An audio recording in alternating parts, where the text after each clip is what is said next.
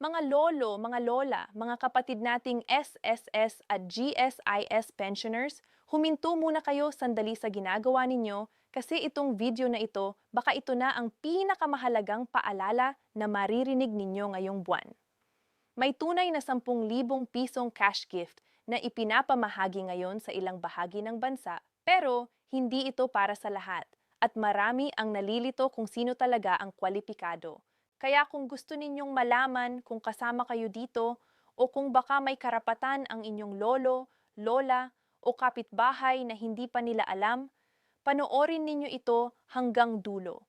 Pakinggan ninyo itong mabuti dahil marami sa atin ang nagpapakalat ng maling balita tungkol dito at gusto kong ituwid natin ito ngayon ng sama-sama. Una sa lahat, mga mahal kong manonood, alam kong marami sa inyo ang naghihintay ng magandang balita. Alam kong hirap na ang marami sa atin ngayon, tumataas ang presyo ng bilihin, may gamot na kailangan bilhin buwan-buwan, at ang tanging inaasahan na natin ay ang pensyon o ang tulong mula sa gobyerno. Kaya naiintindihan ko kung bakit kapag may nakikita tayong video na nagsasabing 10,000 pisong bonus para sa lahat ng senior citizen, agad tayong natutuwa at gustong maniwala. Pero ngayon, gusto kong ilinaw natin ang totoo dahil mas mabuti ang tumpak na impormasyon kaysa sa pag-asang biglang mawawala.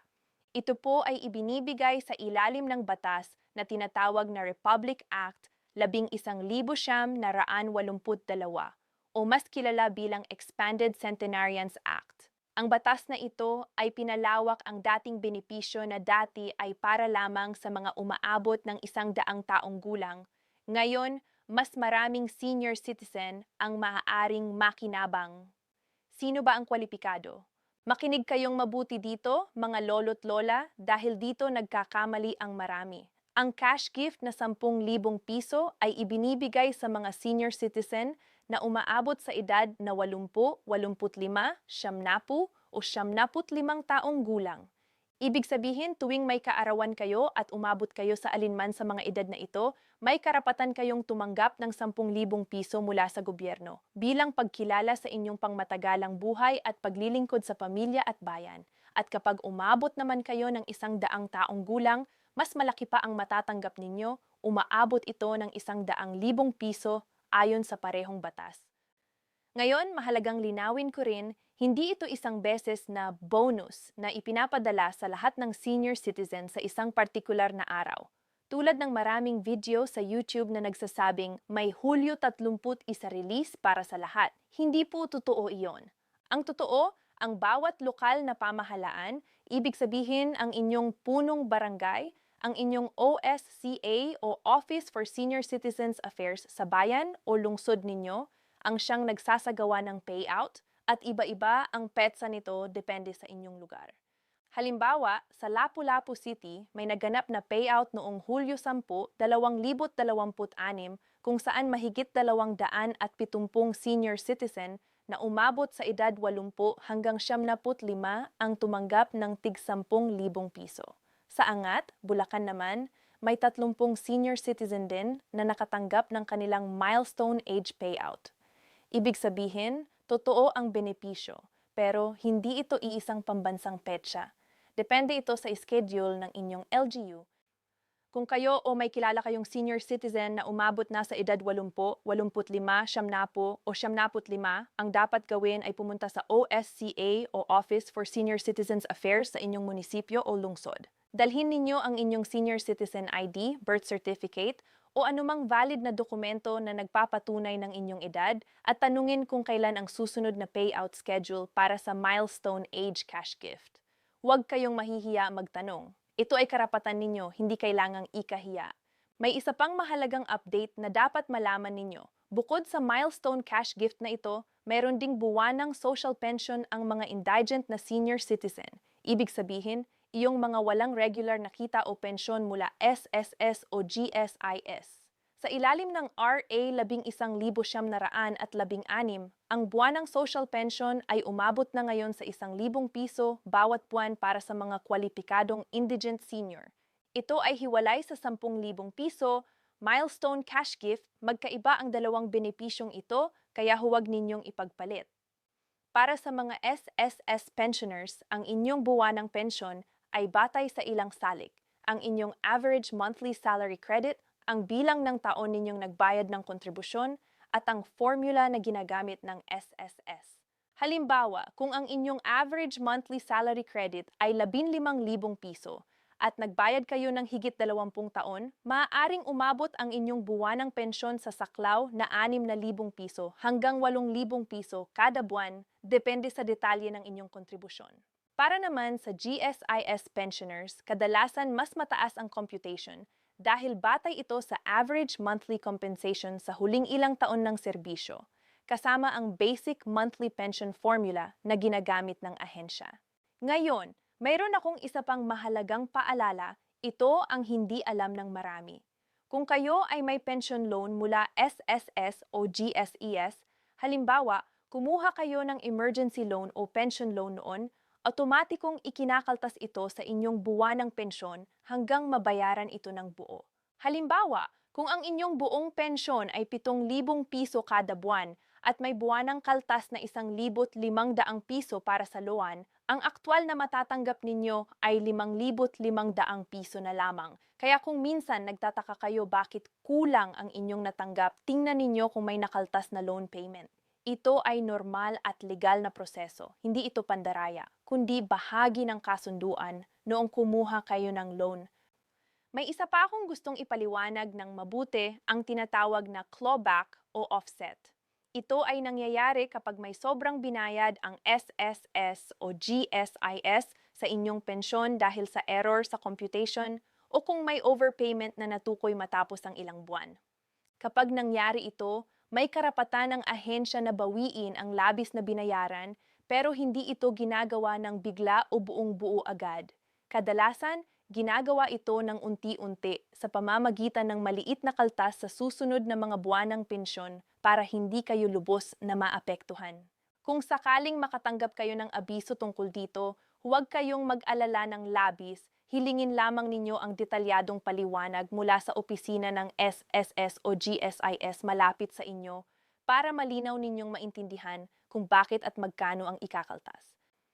Para sa SSS pensioners, karaniwang ipinapadala ang buwanang pensyon sa simula ng bawat buwan, depende sa huling digit ng inyong SSS number o sa paraan ng pagtanggap ninyo, bank account, UMID ATM card o cash payout sa mga particular na lokasyon. Para naman sa GSIS pensioners, karaniwang unang linggo ng buwan ang pagpapadala ng pensyon direkta sa inyong bank account. Palagi ninyong tandaan, kung may pagbabago sa schedule, palagi itong ipapaalam sa opisyal na website at social media page ng SSS o GSIS, kaya subaybayan ninyo iyon o magtanong sa pinakamalapit na sangay. Ito ang hindi alam ng marami. Kung minsan, dahil sa holiday o weekend, maaaring maantala ng 1 o 2 araw ang pagpasok ng pensyon sa inyong account. Huwag muna kayong mag-alala kung ganito ang nangyari, normal ito, at karaniwang sumusunod din ang pondo sa loob ng ilang araw. Mga lolo, mga lola, gusto kong bigyang diin ito ng buong buo dahil marami na akong nabalita ang kababayan nating senior citizen ang naging biktima ng scam kaugnay ng mga peking anunsyo ng bonus o cash gift. Huwag ninyong palampasin itong bahagi ng video dahil ito mismo ang dahilan kung bakit ko ginawa ang paliwanag na ito. Una, walang opisyal na programa ng gobyerno na nagpapadala ng text message or Facebook message na humihingi ng processing fee bago ninyo matanggap ang inyong 10,000 pisong cash gift o ang inyong pensyon. Kung may nakakatanggap kayong mensahe na ganito, huwag ninyong sagutin at huwag magpadala ng kahit anong pera. Pangalawa, mayroon din pong mga peking video sa YouTube tulad ng isang video noong Disyembre na nagsasabing may 60,000 piso Christmas bonus para sa lahat ng senior citizen. Pinabulaanan na ito ng DSWD. Hindi ito totoo at ang taong nasa video ay gawa-gawa lamang gamit ang artificial intelligence, hindi tunay na tao. Kaya kapag nakakita kayo ng video na nagsasabing malaking halaga ang ipapamahagi sa lahat ng senior citizen ng bigla-bigla tulad ng 30,000 piso, 50,000 piso o 60,000 piso, mag-ingat kayo. Palaging tandaan, kung sobrang ganda ng balita para maging totoo, marahil ito ay hindi totoo. Pangatlo, huwag kayong magbibigay ng inyong personal na impormasyon tulad ng inyong SSS number, GSIS number, bank account details o OTP sa kahit sinong tumawag o nagmensahe sa inyo, kahit pa sabihin nilang sila ay mula sa SSS o GSIS. Ang totoong SSS o GSIS ay hindi humihingi ng ganitong impormasyon sa pamamagitan ng text o tawag ng basta-basta. At panghuli, kung may pag-aalinlangan kayo tungkol sa anumang balita na inyong narinig o nabasa online, ang pinakamainam na gawin ay pumunta mismo sa pinakamalapit na sangay ng SSS GSIS o sa inyong OSCA at doon kayo magtanong ng direkta. Mas mabuti ang maglakad-lakad at magtanong ng personal kaysa maniwala agad sa kung ano-anong nakikita sa social media. Mga lolo, mga lola, alam kong marami sa inyo ang nag-iisa na lamang o kaya naman ay umaasa sa tulong ng anak o apo para maintindihan ang mga bagay na ito. Kaya kung sakaling makita ninyo itong video at may kilala kayong senior citizen na hindi marunong gumamit ng cellphone o computer, sabihan ninyo sila o mas mabuti pa, samahan ninyo silang pumunta sa OSCA para direktang malaman kung sila ay kwalipikado. Naiintindihan ko rin na para sa marami sa inyo, hindi lang ito tungkol sa pera, ito ay tungkol sa dignidad, sa pagkilala na matapos ang mahabang buhay na ginugol sa paggawa, pag-aalaga ng pamilya, at pagbabayad ng buwis at kontribusyon, karapatan ninyong tumanggap ng tulong mula sa gobyerno. Hindi ito limos, hindi ito awa. Ito ay karapatan ninyo na nakasulat sa batas at dapat ninyong ipaglaban kung kailangan. Kaya kung sakaling malaman ninyong may kwalipikado sa inyong pamilya o sa inyong kapitbahayan na hindi pa nakakaalam nito, ipaalam ninyo sa kanila. Marahil isang lolang nakatira ng mag-isa o isang lolong hindi na gaanong nakakalabas ng bahay. Sila ang pinakakailangan ng ganitong impormasyon at baka kayo pa ang magiging dahilan kung bakit sila makakatanggap ng tulong na matagal na nilang karapatan. Sa dulo ng araw, mga minamahal kong manonood, gusto kong malaman ninyo na hindi kayo nag-iisa sa paghihintay ng katarungan at tulong mula sa gobyerno. Marami sa atin ang naghihirap, marami sa atin ang naghihintay, pero patuloy tayong lalaban para sa tamang impormasyon, para sa tamang proseso, at para sa dignidad na nararapat sa bawat senior citizen sa ating bansa. Kung natulungan kayo ng video na ito o kung may nakilala kayong senior citizen na dapat makaalam nito, i-share ninyo ito sa kanila sa Facebook, sa Messenger, o kahit sabihin lang ninyo ng personal. Baka ang simpleng pag-share na ito ang magbukas ng pinto para sa kanilang 10,000 piso na matagal nang naghihintay. At kung gusto ninyong patuloy na malaman ang tamang balita tungkol sa inyong pensyon, sa SSS, sa GSIS at sa lahat ng benepisyo na para sa ating mga senior citizen, mag-subscribe kayo sa channel na ito at i-click ang bell para hindi kayo mahuli sa susunod naming video. Kasama ninyo kami sa bawat hakbang dahil karapatan ninyong malaman ang totoo. Maraming salamat mga lolo, mga lola sa pakikinig ninyo hanggang dito. Ingatan ninyo ang inyong sarili, mag-ingat kayo sa mga scam at huwag kalimutan, ang tulong na para sa inyo ay hindi biyaya lamang. Ito ay karapatan ninyong ipinaglaban sa buong buhay ninyo. Hanggang sa muli, mahal namin kayo at laging tatandaan, hindi kayo nag-iisa. Paalam muna at ingat lagi.